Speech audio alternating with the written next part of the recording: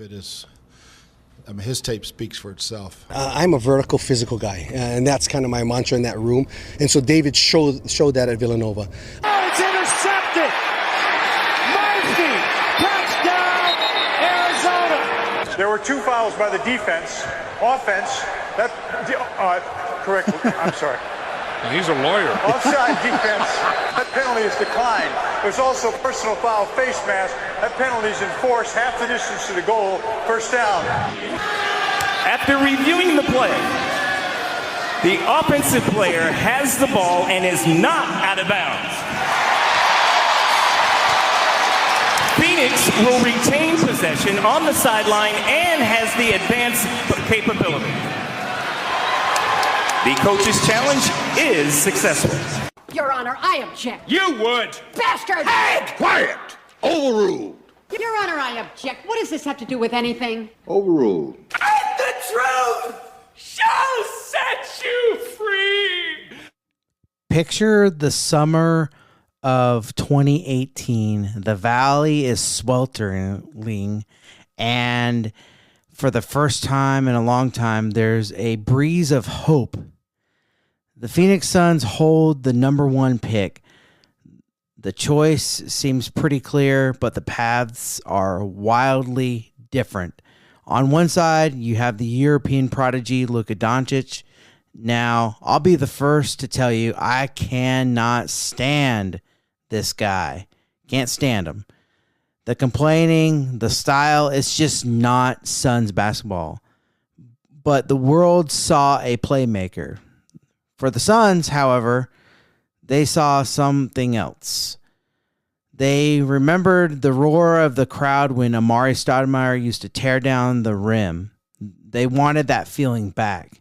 They looked at the tape from Eugene, Oregon. They saw a 7-footer with physical presence, and his name was DeAndre Ayton, who put up 28 and 18, moving with grace that we hadn't seen from a big man in decades.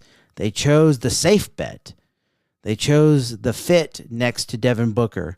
They wanted the balance. But that choice at number 1 was the first domino.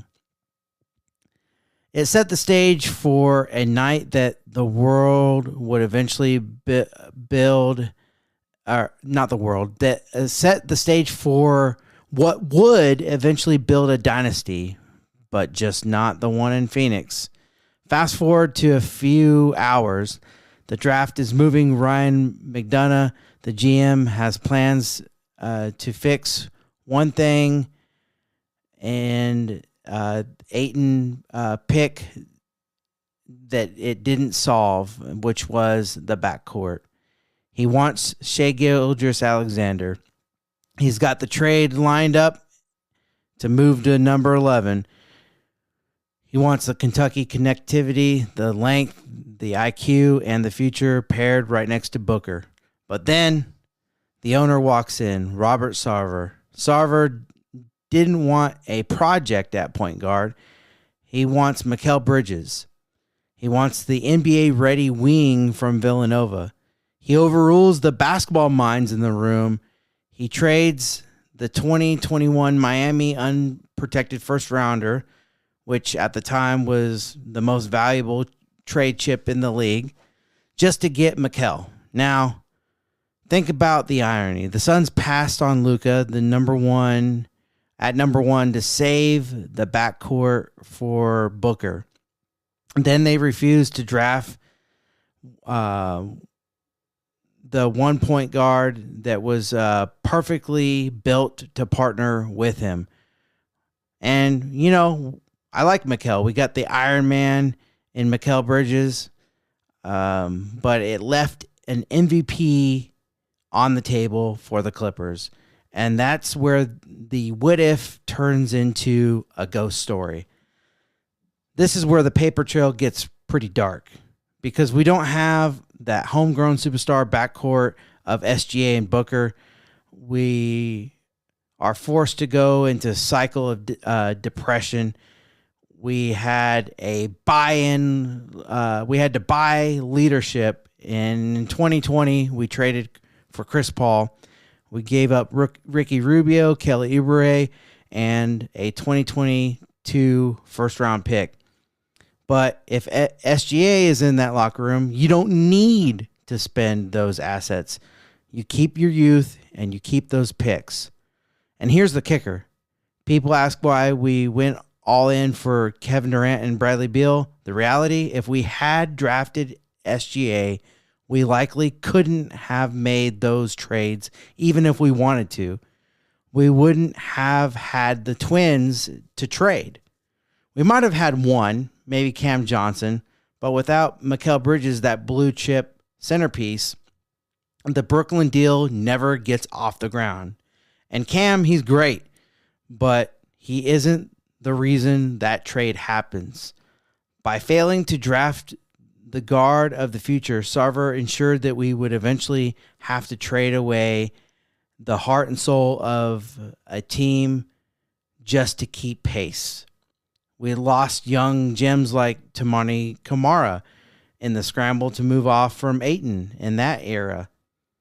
Every asset we lost in the last 5 years is a direct tax paid on Robert Sarver's ego.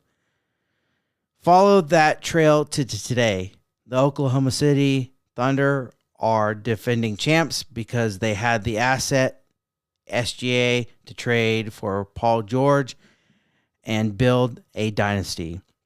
If SGA is wearing purple and orange in 2019, the Clippers have no blue chip player to offer Sam Presti. The PG-13 trade never happens. OKC never gets that historic haul of picks.